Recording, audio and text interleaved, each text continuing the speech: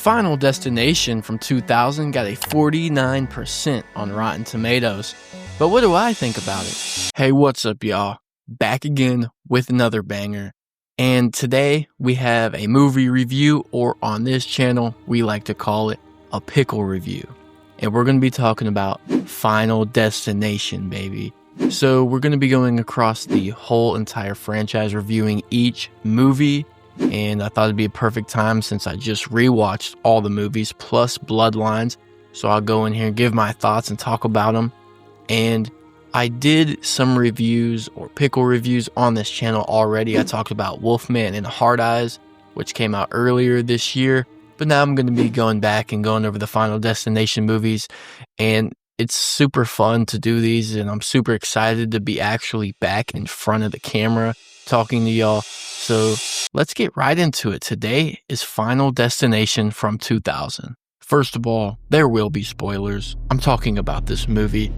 And this movie is 25 years old, by the way. It did come out in 2000. So, that's all I'm going to say about that. I wanted to start off by saying I might be a little biased for this movie as it is nostalgic for me. And you might say, wait, this is from the 2000s. Were you even born yet? Okay, no, I wasn't. But this type of movie, this era of horror, this 2000s horror is nostalgic to me. I can't explain exactly why. I don't know if it's because Sean William Scott is in this movie and he was also in Road Trip, which is one of my favorite movies of all time. I don't know if that's why. But either way, I might be a little biased to this movie, but I don't think it's going to be too crazy because at the end of the day, this movie is a banger, whichever way you look at it. But this movie, as long as the rest of the franchise, has a very amazing premise, as you all probably know. So that is a strong point I'm going to start with, as we have a person has a premonition of death and disaster on a huge scale. Lots of people die and he's able to escape, or she's able to escape if you look at the later movies, from this event that is about to unfold, and deaths are about to start popping off. People about to start dying left and right in gruesome, terrible ways, but they're able to escape, bring some friends, or just bring anybody with them and save their lives. And soon they find out you cannot escape death thanks to Tony Todd, and death comes for revenge, killing them one by one in the order that they would have died in the original tragedy. And in this movie, it's a plane crash. Thanks. So obviously, this is a super dope premise for a slasher movie, as usually we have, a character, Michael Myers, Jason Voorhees, Freddy Krueger, or we even have a Chucky. But either way, it's someone with a weapon trying to kill someone. But it's interesting here because it's death itself that is actually carrying out these murders. And it's not death as we usually think of it, like a person or a thing in a black robe and with a scythe. It's death. The action of dying itself is in the air. It's out for blood. And that is just... But overall, just a super dope premise. And it's actually kind of scary if you're superstitious like me, or, just a little bit crazy, messed up, deranged. And here in this movie, we have Alex Browning, our main character, on Flight 180, about to go to Paris on a field trip with his schoolmates, with his teachers, when he gets the premonition of this plane just crumbling, coming apart, exploding, and people flying out the window, getting sucked out of the doors, and the plane just opens up and then it explodes, and then everyone just dies in terrible ways. And he's able to get off safely and bring his friends and even some enemies and a teacher off the plane. And soon after, they see the plane explode and this premonition becomes true, and this whole nightmare begins for Alex and everyone that got off the plane.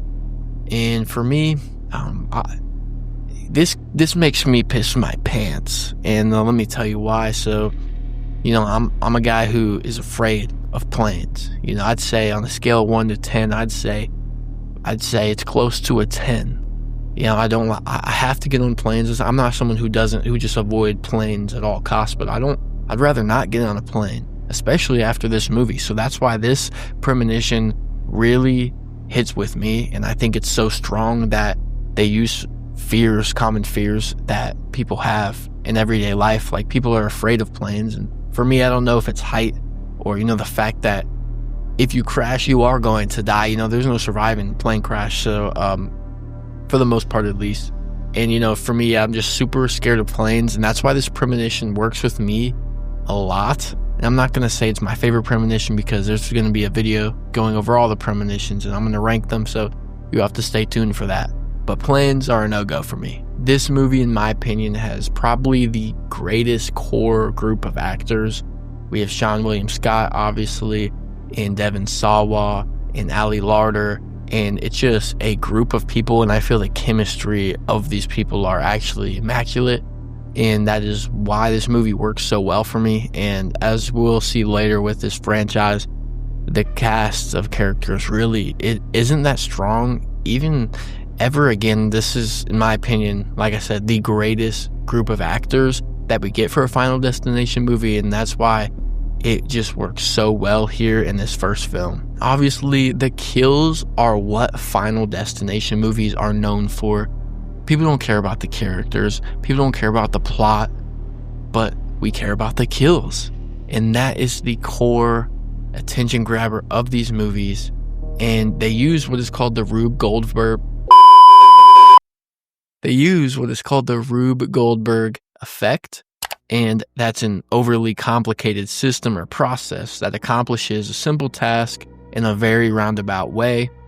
And in the Final Destination movies, it's different small actions that lead up to what is the big action, which is eventually the death. So they love using water. Okay, you're going to see that a lot. They love using water. If you've seen the movies, there's always water dripping when someone's about to die. Water will drip, someone will slip. They'll drop a condom or a banana on the floor. Someone will slip on the banana, and then next thing you know, they're dead. And they'll just have a nail gun in the back of their head after slipping on a banana. So, things like that. That's how they do their kills, and it raises tension, and it's a great way to go about kills. And that's why this movie franchise works so well. I think people really like the style of kills that they go for. So, in this first movie, that's no exception. Every time they hit bangers, some of the best kills in the whole entire franchise. So I loved it all around. The biggest example of a Rube Goldberg death in this first film is the teacher, Luton, when that scene goes on for, I think, about 10 minutes, and you're just trying to wait. She cracks the coffee cup. It starts dripping water. There's our water, or it drips coffee or tea or whatever she was cooking up, and then it spills into the computer, and the computer starts firing, and then her house burns down, and then eventually she pulls a knife onto her, and then eventually a chair falls on her and pushes the knife through. And it's just so many things that led up to her death, and it kept you on edge because you're never knowing when she's actually going to die. You're like, oh, is she going to die from the computer exploding, the house fire, the knife? No, it's actually the chair that finally pushed the knife into her. And it's just all these different things that are working, and it's just super unique to see this. And at the time, it was super fresh for horror, so obviously this was a instant classic when this came out. It kind of changed the slasher subgenre a little bit, and it just worked very well for me and pretty much anyone that watched this movie. And the deaths in this movie use practical effects, which is amazing. I don't know anyone who would rather have CGI over practical effects, and that's just the truth. Practical effects on top any day. And the practical effects of the early 2000s, which might be a hot take, are like my favorite. I really love not even all practical effects, but really decapitation practical effects. I just think the early 2000s decapitation, the way they did it, it was just so clean, so cutthroat. And I really, there was never blood squirting out. It was just a clean cut, and the head would just fall off. And that always worked for me. It was just kind of like blunt trauma watching a head just come off. And for example, Billy's death after he's on the railroad and telling Carter, hey, you're next, you're about to die, and then a piece of metal comes through his throat and he doesn't have a head anymore. So that is just an immaculate scene and one of my favorite deaths in the whole entire franchise. And not even just Billy's death, but all the practical effects used in this movie were pretty amazing, and I enjoyed them. Like I said, it might be a hot take, but I enjoy early 2000s practical effects. And the train or bus scene when it's actually kind of a jump scare when Terry just gets smacked by this bus. No one was expecting that. You're just watching the movie and then you just hear a horn and she gets creamed by this bus, and it just catches you off guard every time. It's literally a jump scare. But that, and then the blood that just squirts onto all the characters and everything like that, it's a beautiful kill.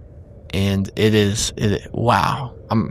I can see it now. I also really love the FBI aspect in this film with Alex being investigated, because he told everyone the plane was going to blow up and took his friends off, and then the plane blew up. So it would make sense that he would be investigated by the FBI. This would be something that they would most likely look into, because if I was the FBI, I would say, oh, Alex, yeah, you're guilty, buddy. Like, there's no need to talk. Or like, hands, we're going to put you in cuffs, okay? Like, there's no need to discuss. You definitely were behind this, and obviously, as we know, he wasn't.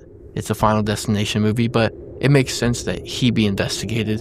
And it's something I like that they added. Instead of Alex only running away from death, he also has to run away from the FBI. And they only do this in 2 movies, with this movie and Final Destination 5.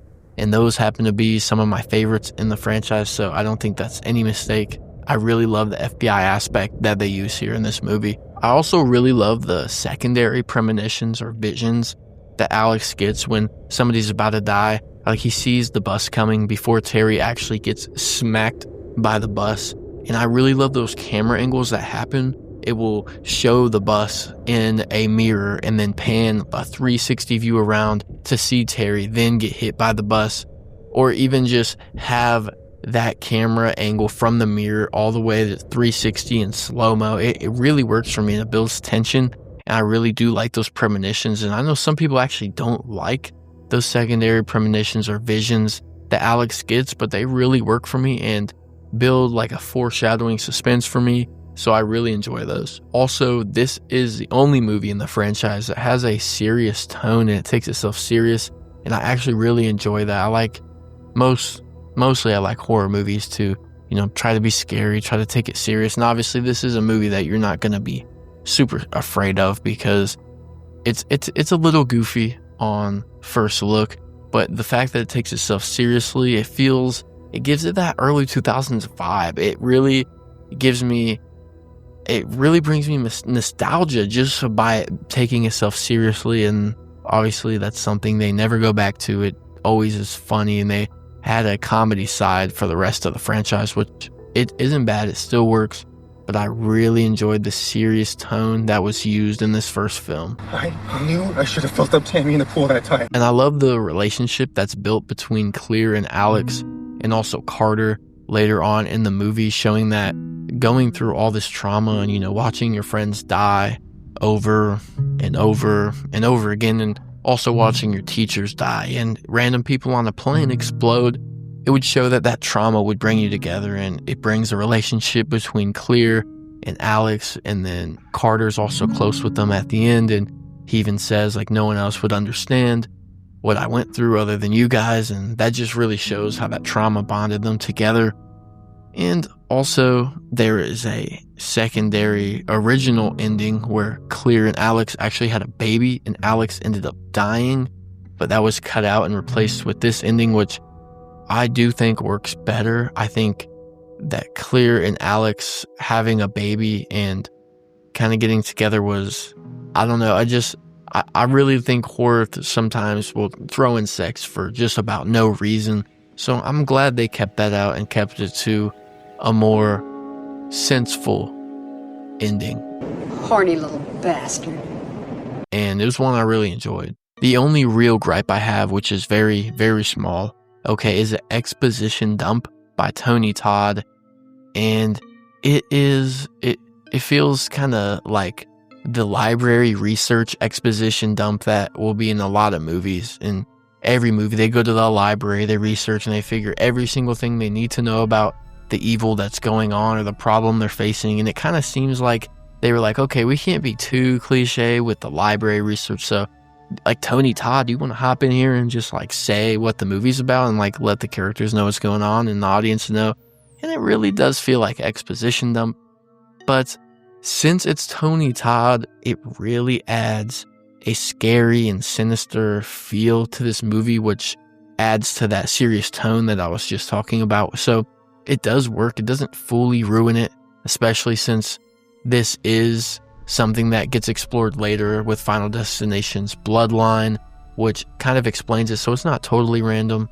And also Tony Todd just having his voice in it is just going to add just a hue of evil, sinister into the movie and just add an extra layer. So overall, it works because it's Tony Todd. And you don't even want to fuck with that McDaddy. And these next ones aren't complaints. They're just something that I kind of saw that was strange. So we have Todd when he's in his bathroom and the water's following Todd's death scene, and the water follows him all around the bathroom. And once Todd is actually killed by the cord, the water tries to hide, like it comes back to the source of the water, which was the faucet leaking. So it was like the water or the death itself was covering up its own evidence of the murder, which, if to my knowledge, is the only time that happens in the whole entire franchise. So I wonder what that's all about and why they didn't even in the first movie, that's the only time death covered up its tracks, which just felt a little strange, and we never really got an answer. And I'm assuming there's no more movies, but we will see if that ever comes back. But I'm assuming not. There wouldn't be any reason to go back and explore that, but it's just something I felt strange. And also another thing that's strange is Alex, his friends and everyone he knows is dying, and he knows he's next, and he doesn't really even seem upset. He just kind of seems annoyed. He's like, I got to deal with my friends dying, and I'm next. I'm going to die, dude, and this sucks. Like it's just another day. He shows up to his friend's dead body at the morgue like it's just another day. Like, there's Todd. He's dead, bruh. He's dead. The homies are never going to believe Todd literally is dead. I'm looking at his dead body. Like, it's just like another day. It don't even make any sense. And then he shows up to the death scene, and instead of just being like, no, my friend just died. Like, this is supposed to be his best friend. He was pooping buddies with this guy. He pooped right next to him.